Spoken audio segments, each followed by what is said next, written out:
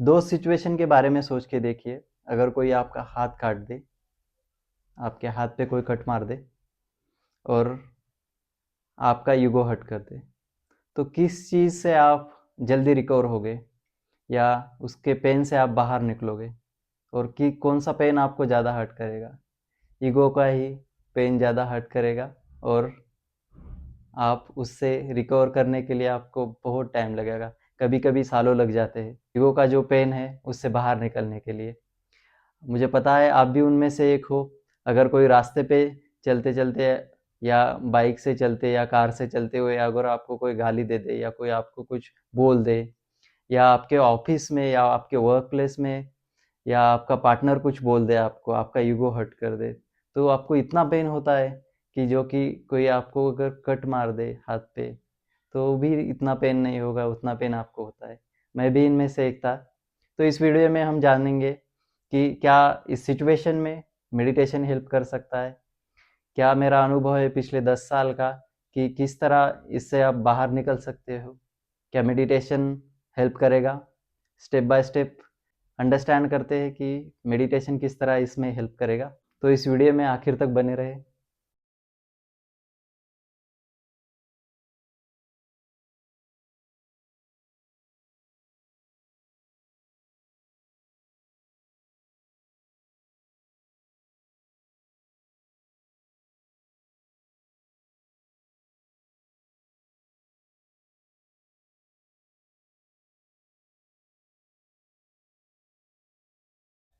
तो अभी आपने जो मेरा मेडिटेशन का 1 आवर का टाइम लैप्स था मॉर्निंग का, तो आपने देखा। तो चलिए जानते हैं कि मेडिटेशन किस तरह आपको हेल्प करेगा। तो फर्स्ट थिंग है, जब कोई आपका ईगो हर्ट कर दे, तो जब आप मेडिटेशन प्रैक्टिस करोगे, अगर आपने मेरे पिछले वीडियो देखे होंगे तो उसमें आपने देखा होगा कि जब मेडिटेशन प्रैक्टिस करते हैं तो छोटे छोटे हमको इनिशियली ग्लिम्सेस मिलने लगते हैं अवेयरनेस के।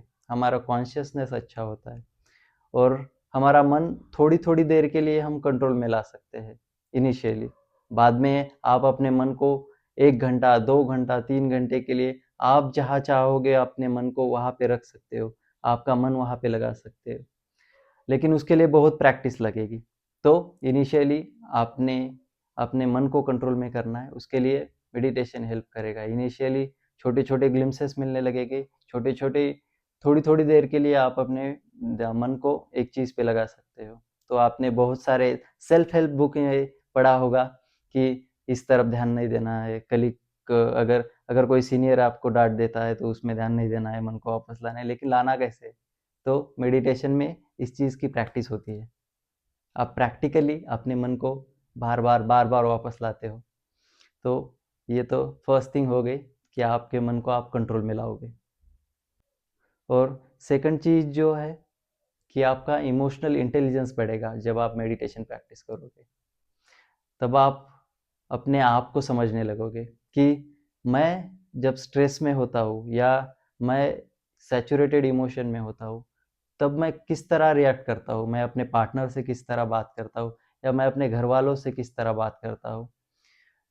क्या मैं दूसरों पे गुस्सा करता हूँ या गाली देता हूँ, तो उसी तरह आप अपने आप को समझने लग जाओगे, आपको स्वज्ञान मिलने लगेगा और इससे आप दूसरों को भी समझने लगोगे कि आपका बॉस हो या आपका सीनियर हो या अगर रास्ते पे कोई जा रहा है वो आपको गाली दे, तो उस पर्सन की सिचुएशन को आप समझने लगते हो, उसकी उसकी उसकी जो मेंटल स्टेट है उसे आप समझने लगते हो। तो इसकी वजह से जो आपको हर्ट होता है तो वो हर्ट नहीं होगा, तो आप उसे भी समझने लगोगे।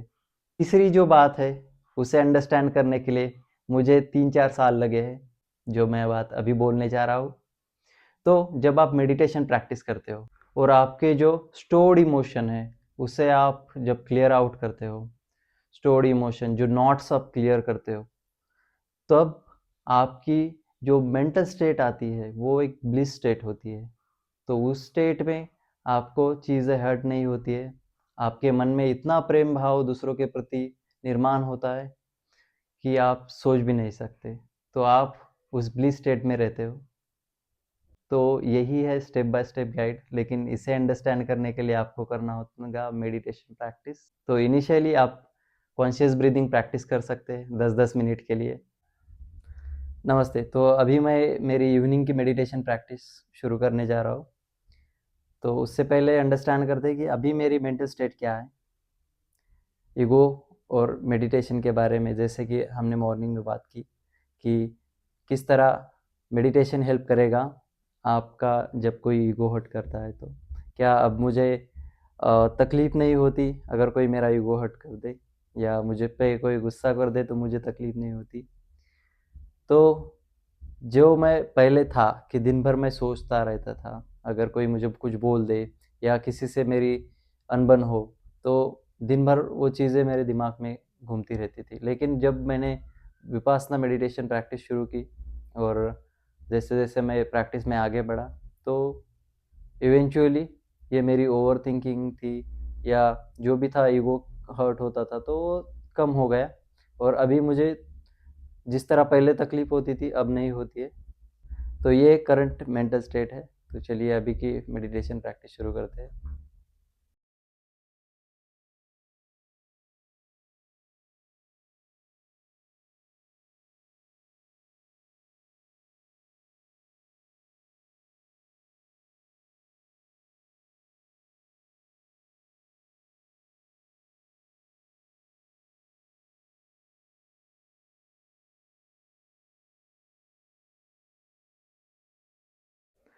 Thank you so much for watching this video.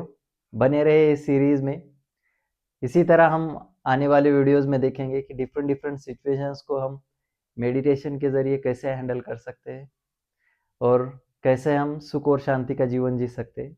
अगर आपको ये वीडियो पसंद आया तो इस वीडियो को लाइक करें, शेयर करें और चैनल को सब्सक्राइब करें, ताकि ये वीडियो, ये चैनल ज़्यादा से ज़्यादा लोग को प्रेरणा दे और सबके जीवन में सुख और शांति आए। अगर आपके जीवन में सुख और शांति आती है तो आपका परिवार सुखी और शांत रहेगा और ऑटोमेटिकली समाज सुखी और शांत रहेगा।